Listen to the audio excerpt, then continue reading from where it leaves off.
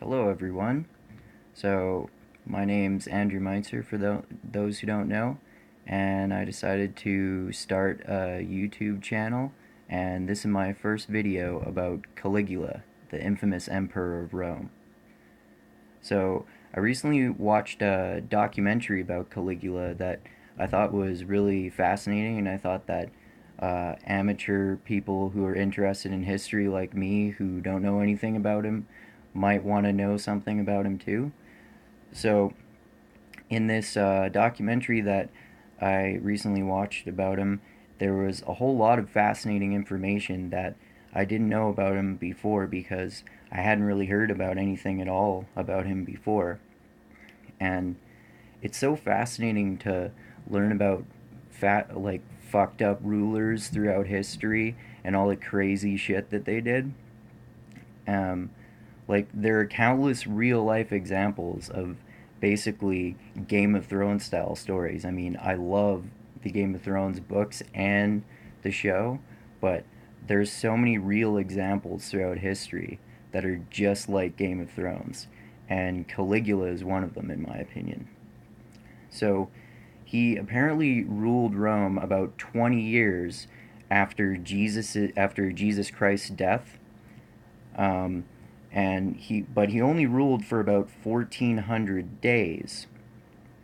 And for those of you who suck at math like me, that's a little bit between 3 and 4 years.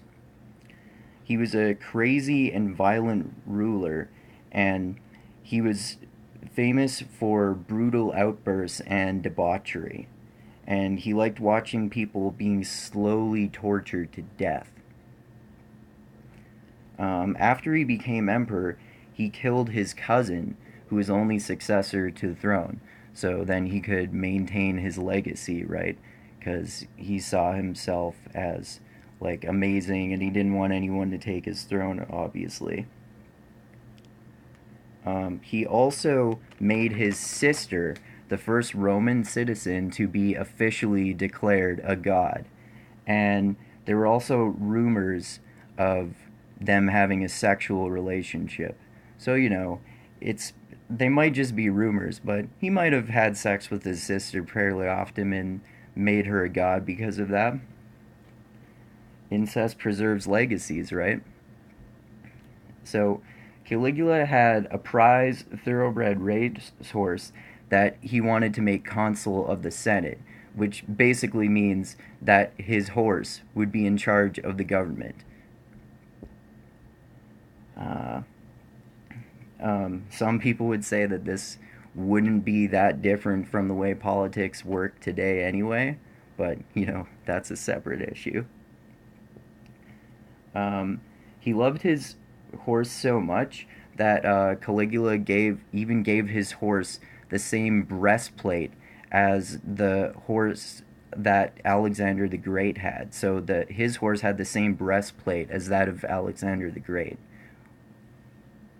Also, at one point, Caligula arrested both consuls under the Senate under suspicion of conspiracy. So that's basically the equivalent of, if you look at like the American or Canadian political systems, like the heads of the Conservative and Liberal Party in Canada or the heads of the Republican and Democratic Party in the US.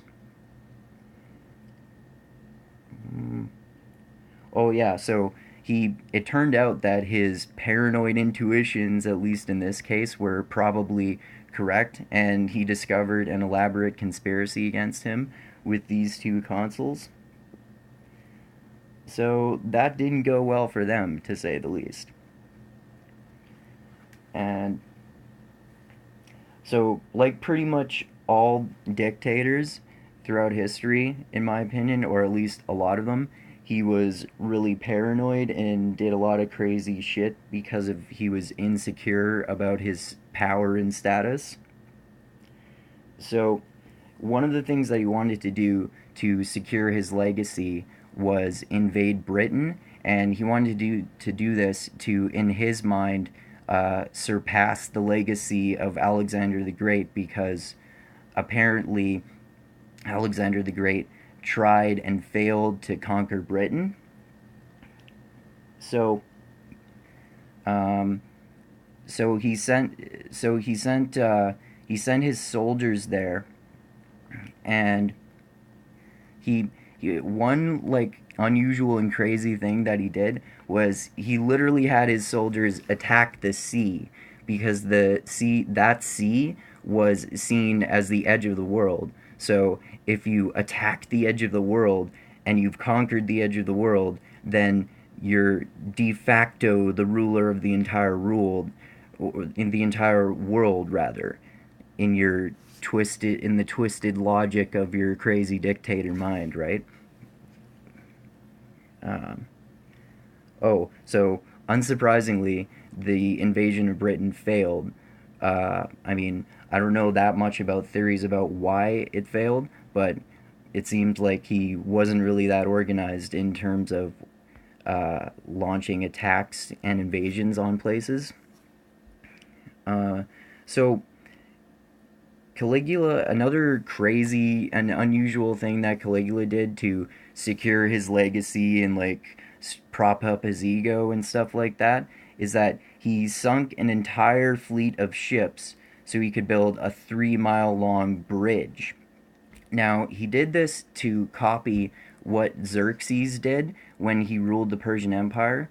And Xerxes, uh, some of you probably who don't know anything about history or very little like me, you've probably heard of him from that awesome epic movie 300, who's where Xerxes is the ruler of the Persian Empire. So he was a real ruler of the Persian Empire, and the real Xerxes apparently did something similar, where he also built a 3 mile long land bridge using ships. Uh, but the main difference is that Xerxes didn't sink the ships, and he tied them together with rope, and then the soldiers would walk across the ships. At least this is according to what Dan Carlin has said in his Hardcore History podcast series called Kings of Kings, which is on the Persian Empire and other empires during that time. Also, another insane thing that he did, just because he wanted to throw money around and make himself feel good about himself, is that he built what were at the time the two biggest yachts in the world. And even given their size, even back then they were fucking enormous. So each one of them that he had built was almost the size of a football field. um, also, at one point, there was a senator talking to other senators about betrayal, but uh, because everyone was so afraid of Caligula's craziness and brutality, the senators who he was telling about treason and betrayal and speaking against Caligula, they to show their loyalty to Caligula, they brutally murdered him and cut out his intestines to show an example of their loyalty. Um, oh, Caligula was also the first Roman emperor, apparently, to declare himself a god. And he even had a statue of himself commissioned and made uh, that was dressed in the same clothes that he wore every day. So every day he would get people to go and dress the statue that he had made in the same clothes that he was wearing on that particular day. So obviously, because he was a crazy dictator and people had all sorts of problems with the way he was ruling, eventually there was a well organized coup d'état to overthrow his power, and the Praetorian Guard, who were meant to protect him, they hunted his family, and when they found his wife and his daughter, they smashed their heads against the wall. That's some more Game of Thrones shit there for you.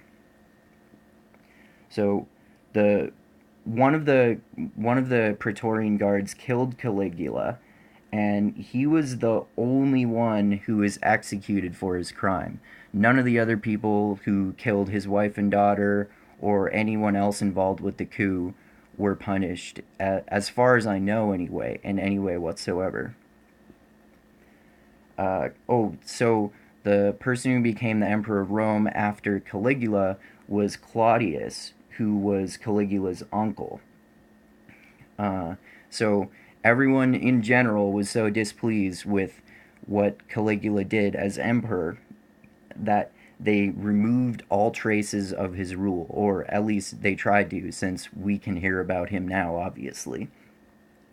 So it included removing statues of him and expunging his reign from public record. That's how much they disapproved of what he did. So that's basically my kind of preview of what I thought were the most interesting highlights of basically just this documentary that I watched about Caligula. So I don't know really very much at all, but I just think that, Caligula is one of many phenomenally fascinating emperors of Rome, which themselves are one of our many fascinating examples of history in general. And there's a reason that the Roman Empire is famous for so many different historical uh, unique qualities and things like that.